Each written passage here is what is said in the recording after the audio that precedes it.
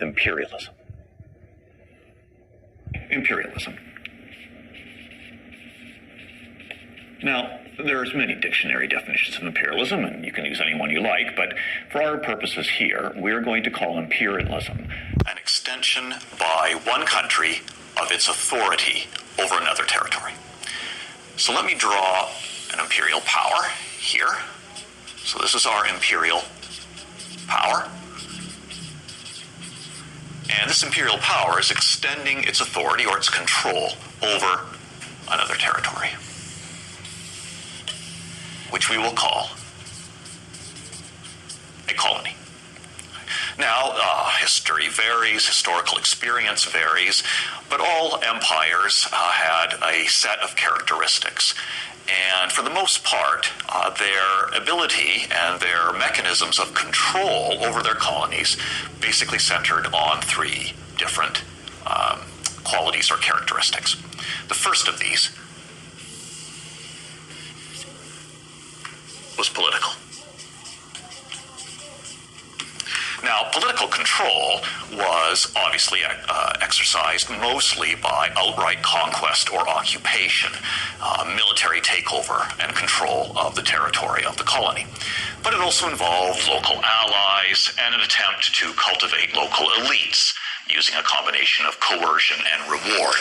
And all of these mechanisms then were part of the imperial power exercising political and administrative control over the colony. The second instrument of control was economic. And in imperial systems, the economy of the colony serves the interests of the imperial power. So the wealth of the colony, all of its resources, its labor, its agriculture, is extracted and brought to the imperial power. It's not used for the benefit of the colony or for the people who live in the colony.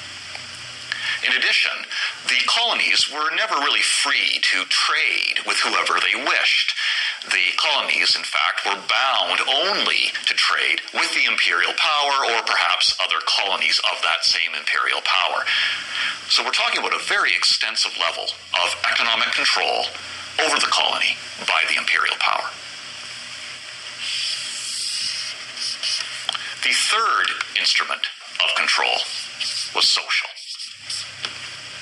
And social control included things like language, education, the arts, and in most cases, the imperial power attempted to suppress or even, in fact, destroy the local culture and customs of the people.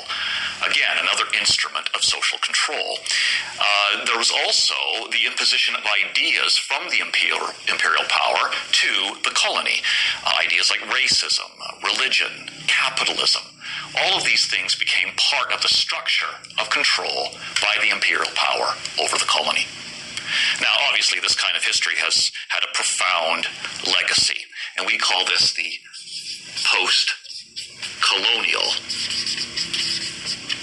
legacy.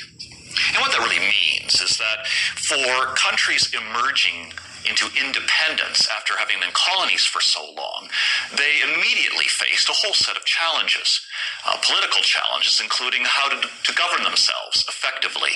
Economic challenges included how to develop their economy when for so long their entire economic interests were tied up with serving an imperial power. And suddenly they had to try and devise an economic structure, an economic framework that would serve their own interests. From a social perspective, the post-colonial legacy has left behind an enormous amount of issues related to language, education, the arts, the role of culture, the role of religion in these societies. So today, imperialism continues to cast a very long shadow in global politics.